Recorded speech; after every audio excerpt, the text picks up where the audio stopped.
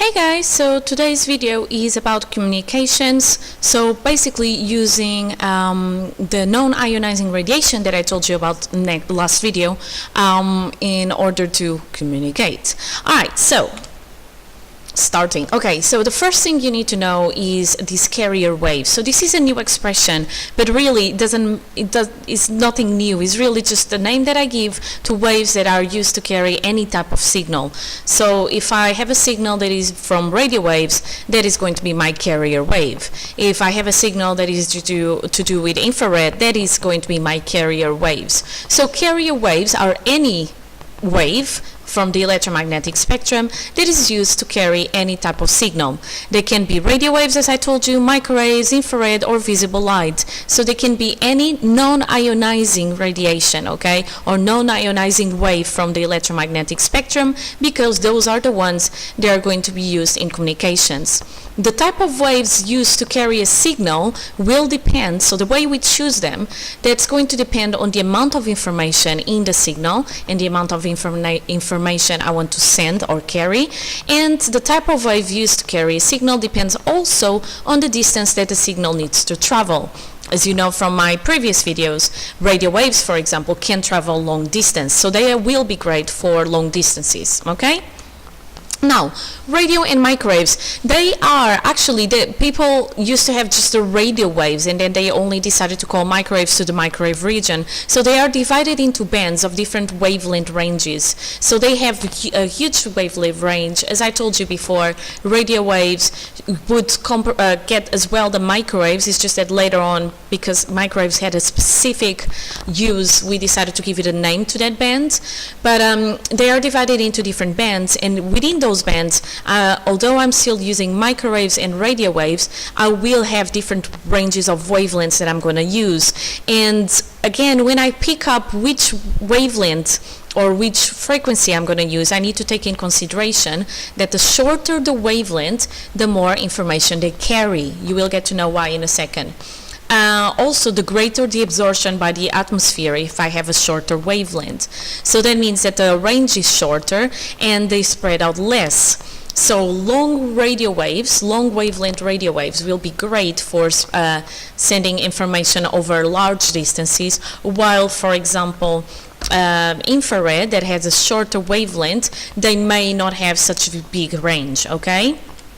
Now, optical fibers are parts of these of communications. They are a big part because they send a lot of information, okay? So this is more or less how they look like. There is some protective plastic coat, there is a glass core, and basically the waves, so they're waves carriers that could be infrared or light, they get internally reflected within the fiber. And this allows the fiber to send signals, lots of signals, because the fiber is tiny, lots of signals over large distances due to being internally reflected, okay, and without having information being lost. So optical fiber is what we use now in the top technology, fast internet, for example. So again, if this would be a lesson, I would show you the optical fibers. So because I cannot show you because I'm doing a video, please check these two videos. In here, one is how they work, so you can see this part, because this is something that I would show in lessons. You would see the internal reflection, and then the other one is how they are made. And this is great, not just for you to have an idea of how they are made, but really to see how thin they are, okay? They are very thin fibers.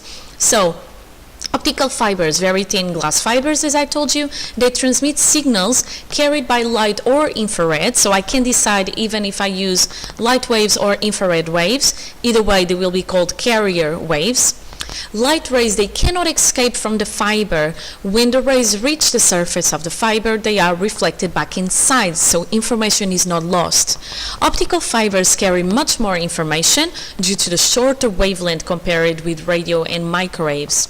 So remember that the shorter wavelengths, they have more energy, so they can carry more stuff, okay?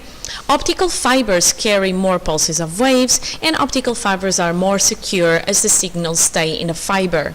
So this is a great way for communication, okay? And it's like, that's why I have a slide just for them. It's like, what is going on now in communication?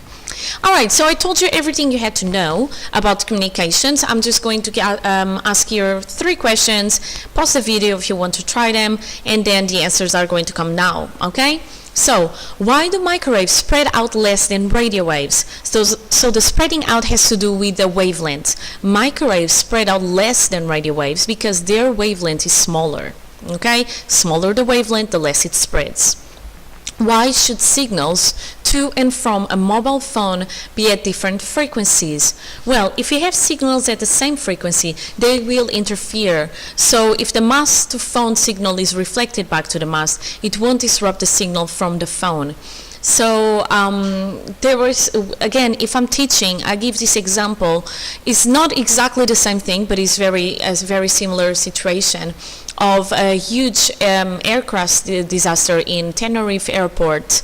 I think, was it in the 70s? I'm not quite sure, where one airplane was taking off while another one was on the runway, and they collided. Lots of people died. Over 500 people died. It was horrible. And then one of the things that happened was, as one guy said, taking off, the other one used the same frequency to say we are still in the runway. So they didn't know that each other was in the runway, or one didn't know and carry on taking off, because the black boxes show that what they heard was interference. So if you are using the same frequency, your signal will be disrupted. So in this case, for example, where they got to know that this was a major issue, because the same frequency was being used and 2 people were using it at the same time, you don't hear the signal, you don't get the signal, you get interference instead. And as you could see, it could give like a huge accident. And then finally, C, why are signals in an optical fiber more secure than radio signals?